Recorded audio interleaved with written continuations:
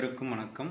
எல்லாம் வல்ல எனது குருநாதர் உச்சிஷ்ட மகாகணபதியின் திருவடி பாதங்கள் பணிந்து வணங்கியும், எனது குலதெய்வத்தின் திருவடி பாதம் பணிந்து வணங்கியும், எனக்கு ஜோதிடக்கலையினை கற்றுக் கொடுத்த எனது குருநாதர் திரு லியோ காந்தி ஐயா அவர்களுடைய திருவடி பாதம் பணிந்து வணங்கியும், நாம் இன்றைக்கி பார்க்க இருக்கக்கூடிய வீடியோ தலைப்பு என்ன அப்படின்னு பார்த்தீங்கன்னா, 2025ஆம் ஆண்டு நடைபெற இருக்கின்ற சனிப்பெயர்ச்சி பலன் வரிசையில் மிதுன ராசிக்கான அல்லது மிதுன லக்னத்திற்கான சனி பயிற்சி பலன்களை தான் பார்க்க போகிறோம். எதையும் ஆழ்ந்து சிந்திக்கக்கூடிய அறிவாற்றல் பெற்ற புதனின் ஆதிக்கத்தில் பிறந்த மிதுன ராசிக்காரர்கள் அல்லது மிதுன லக்னக்காரர்களுக்கான பலன்தான் இந்த பலன். பார்த்திங்கன்னா, இதுவரைக்கும் உங்களுக்கு 9ஆம் இடம் என்று சொல்லக்கூடிய லாபஸ்தானத்தில் இருந்து உங்களுக்கு பலன்களை அள்ளி கொடுத்து கொண்டிருந்த சனி பகவான் 2025ஆம் ஆண்டு மார்ச் மாதத்து வாக்கில் பார்த்திங்கன்னா உங்களுக்கு மிதுனத்தை, அதாவது கும்பத்தில் இருந்து மீனராசிக்கு உள்ள செல்கிறாரு. அப்போ பார்த்திங்கன்னா, உங்களுக்கு இதுவரைக்கும் 9ஆம் இடத்தில் இருந்து பலன்களை தந்த சனி பகவான் இனி 10ஆம் இடம் என்று சொல்லக்கூடிய தொழில் அல்லது கர்ம ஸ்தானம் அப்படின்னு சொல்லக்கூடிய அந்த ஸ்தானத்துக்கு சனி பகவான் சென்று உங்களுக்கான பலன்களை செய்ய இருக்கின்றார். அப்படி பார்க்கும்போது உங்களுக்கு 9, 10 அப்படிங்கிற 2 பாகங்கள் உண்டான பலனை சனி பகவான் சார். ஏன்னா ஏற்கனவே சனி பார்த்திங்கன்னா உங்களுக்கு 8க்கும் 9க்கும் உடைய அதிபதி. அதே இடத்துல பார்த்திங்கன்னா அவர் 10ஆம் இடத்துக்கு போகிறார். அப்போ 8 அப்படிங்கிறது எது வேண்டுனாலும், அதாவது திடீர் மாற்றங்களை கொடுக்கக்கூடிய இடம் அப்படின்னு சொல்லுவோம். பூமிக்கு அடியில் இருக்கக்கூடியது சொல்லுவோம். திடீர் திருப்பம் அல்லது தடை தாமதம் அப்படின்னு சொல்லக்கூடியது இந்த 8ஆம் பாகம். அதற்குடைய அதிபதியும் 9 அப்படிங்கிறது பூர்வ புண்ணிய ஸ்தானம், அதாவது தந்தையார் வழியில் நமக்கு கிடைக்கக்கூடிய லாபங்களை சொல்லக்கூடிய அந்த 9ஆம் இடத்த அதிபதியும் 10ஆம் இடம் என்று சொல்லக்கூடிய அந்த இடத்துக்கு போகிறார். அது எந்த இடம் அப்படின்னு பார்த்தீங்கன்னா, காலச்சக்கரத்தின் 12ஆம் இடம் என்று சொல்லக்கூடிய அந்த இடம்.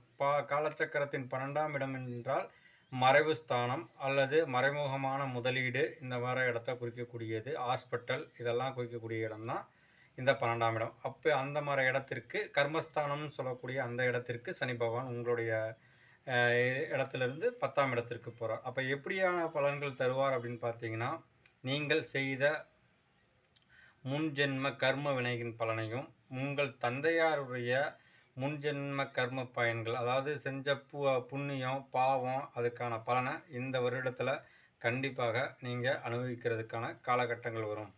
இந்த சனிப்பெயர்ச்சி உங்களுக்கு எப்படி இருக்கும் அப்படின்னு சொன்னீங்கன்னா, ஏன்னா அங்கே மீனத்தில் 3 நட்சத்திரங்கள் ஆட்சி செய்கிறது. அப்போ குருவோட நட்சத்திரம் பூரட்டாதி நட்சத்திரத்தில் வரும் பொழுது, ஏன்னா பூரட்டாதி நட்சத்திரம் அப்படிங்கிறது பார்த்திங்கன்னா உங்களுக்கு பாதகாதிபதி என்ற அந்தஸ்தை கொடுக்கக்கூடியவர். அதாவது உங்கள் மிதுன லக்னத்திற்கு 7ஆம் அதிபதியாக குருவோட வீடான தனுசு வர்றதுனால அது பாதகாதிபதினு சொல்லப்படுகிறது. அப்போ அந்த பாதகாதிபதியோட நட்சத்திரத்தில் சனி பகவான் உங்களுக்கு டிராவல் செய்யும் பொழுது கண்டிப்பாக உங்களுக்கு சில பாதகமான விஷயங்கள் நடைபெறக்கூடிய காலமாக இருக்கும். அதற்கு பின்னாடி பார்த்திங்கன்னா, உத்திரட்டாதி நட்சத்திரத்தில் அவர் பயணம் செய்கின்ற காலங்கள் பார்த்திங்கன்னா, அந்த காலத்தில் தான் நீங்கள் செய்த புண்ணியங்கள் பாவங்களுக்கு தகுந்த மாதிரி பலன் அவர் வாரி வழங்குவார்.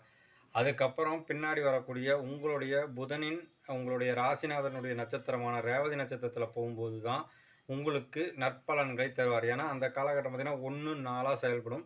நீங்கள் முதலீடுகள் செய்வதற்கு ஏற்ற காலமாக இருக்கும். அதாவது ஒருத்தரை வச்சு ஒரு தொழில் செய்கிறோம், ஒரு மறைமுகமான இன்வெஸ்ட்மெண்ட் பண்ணுறதுக்கு அந்த இது உகந்த காலமாக இருக்கும். அப்படி பார்க்கும் பொழுது இந்த சனிப்பெயர்ச்சி எப்படி இருக்கும் அப்படின்னு பார்த்தீங்கன்னா, உங்களுக்கு என்னுடைய கணிப்பின்படி 50% நன்மையும் 50% தீமையுமே கொடுக்கும். ஏன்னு கேட்டால், உங்களுடைய பூர்வ புண்ணியம், அதாவது உங்கள் ஜனன காலத்தில் சனி எந்த விதத்திலையும் 6, 8, 12 தொடர்பு கொள்ளாமல் இருந்தால் உங்களுக்கு இந்த சனி பயிற்சி நல்ல பலன்களை கொடுக்கும். அல்லது உங்களுடைய குரு உங்கள் ஜாதகத்தில் எங்கேயும் 6, 8, 12 தொடர்பு இல்லாமலும், அல்லது உங்களுடைய லக்னாதிபதி அல்லது ராசியாதிபதினு சொல்லக்கூடிய புதன் 6, 8, 12 மறையாமல் இருந்தால் கண்டிப்பாக இந்த சனி பயிற்சி உங்களுக்கு எந்த விதத்திலும் பெரிய பாதிப்பை கொடுக்காது. அது மட்டும் இல்லாமல் எல்லாருக்கும் இந்த பலனை கொடுக்குமானா கண்டிப்பாக கொடுக்காது.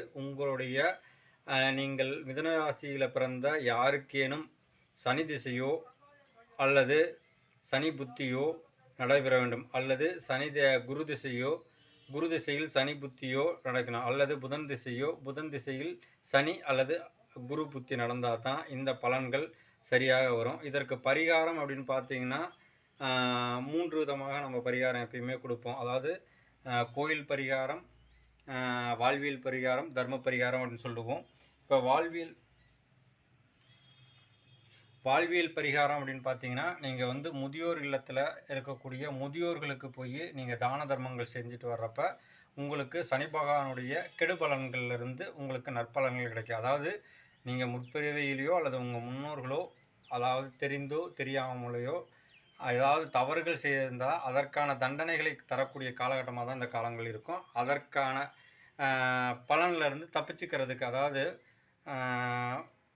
ஒருத்தருக்கு சாட்டையில் அடி விழுவும் அப்படிங்கிறப்ப அந்த அடியிலிருந்து நமக்கு வேறு மாதிரி கொஞ்சம் கையில் அடி விழுந்தால் கொஞ்சம் வலி கம்மியாக இருக்குங்கிற மாதிரி பலன் கிடைக்கும். அதாவது உங்களுக்கு மிக கெடு பலன்கள் இருந்தாலும் அந்த பலன் குறைஞ்சி கம்மியான கெடு பலன்கள் நடப்பதற்கான வாய்ப்பை கொடுக்கும். அதனால் மிதுன ராசிக்காரர்கள் அல்லது மிதுன லக்னக்காரர்கள் நான் சொன்ன அமைப்புகளில் இருக்கணும். எல்லாருக்குமே கிடையாது. இந்த மாதிரி தசா புத்திகள் எல்லாம் சம்மந்தப்பட்டிருந்தால் அவங்க வந்து முதியோர் இல்லத்தில் போய் அன்னதானம் பண்ணிட்டு வந்தீங்கன்னா உங்களுக்கு சிறப்பாக கொடுக்கும். அடுத்தபடியாக பார்த்தீங்கன்னா கோயில் பரிகாரம் அப்படின்னு பார்க்குறப்ப பார்த்தீங்கன்னா கும்பகோணத்தில்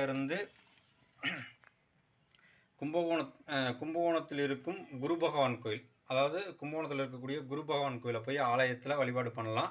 அப்படி இல்லைன்னா கடலூர் மாவட்டத்தில் வடலூர் ரயில் நிலையத்திலிருந்து 4 கிலோமீட்டர் தொலைவில் இருக்கக்கூடிய வில் ஏந்திய முருகப்பெருமான், அதாவது கையில் வில்லோடு இருக்க காட்சி தரக்கூடிய முருகப்பெருமானை தரிசனம் செஞ்சாலும் உங்களுக்கு இந்த சனி பயிற்சி நல்ல பலன் கொடுக்கும். அப்படி இல்லை அப்படின்னா சீர்காழி டு பூம்புகார் போகிற தரத்தில் இருக்கக்கூடிய சாலையில் அமர்ந்திருக்கக்கூடிய காசிக்கு நிகரான சிவனாலயமான சாயாவனேஸ்வரர் என்று சொல்லக்கூடிய ஆலயத்தில் இருக்கக்கூடிய வில்லுடன் காட்சி கொடுக்கக்கூடிய முருகப்பெருமானை தரிசனம் பண்ணிங்கனாலும் உங்களுக்கு இந்த சனிப்பெயர்ச்சி நற்பலன்களை தரும். இதை விட்டுட்டு வாழ்வியல் பரிகாரம்னா வயதில் முதியோர்களுக்கு, அதாவது முதல்ல சொன்னது வந்து என்ன பரிகாரம்னா கர்ம பரிகாரம் சொன்னேன். ஃபஸ்ட்டு சொன்னது வந்து வாழ்வியல் பரிகாரம் இல்லை, கர்ம பரிகாரம். முதியோர் இல்லத்தில் போய் நீங்கள் செஞ்சு இது பண்ணிட்டு வர்றது. வாழ்வியல் பரிகாரமாக என்ன செய்யணும் அப்படின்னு பார்த்தீங்கன்னா, நீங்கள் போய் அதாவது தந்த வயதில் மூத்தவர்களுக்கு இறந்து போய் அனாதையாக இருக்காங்க அப்படின்னா அவங்களுக்கு ஈமச்சடங்கை உங்கள் கையால் செய்தீர்கள் என்றால் இந்த சனி பயிற்சி பலன் உங்களுக்கு எந்த விதத்திலும், அதாவது உங்களுடைய சனி பகவான் உங்கள் ஜாதகத்தில் 6, 8, 12 சம்மந்தப்பட்டிருந்தாலோ, அல்லது உங்களுடைய ஜாதகத்தில் குரு பகவான் 6, 8, 12 சம்மந்தப்பட்டிருந்தாலோ, அல்லது புதன் பகவான் 6, 8, 12 சம்மந்தப்பட்டிருந்தாலோ இந்த பரிகாரங்களை செய்யும் பொழுது உங்கள் இந்த சனிப்பெயர்ச்சி எந்த விதத்திலும் உங்களை பாதிக்காது என்று கூறுகிறேன். நன்றி, வணக்கம்.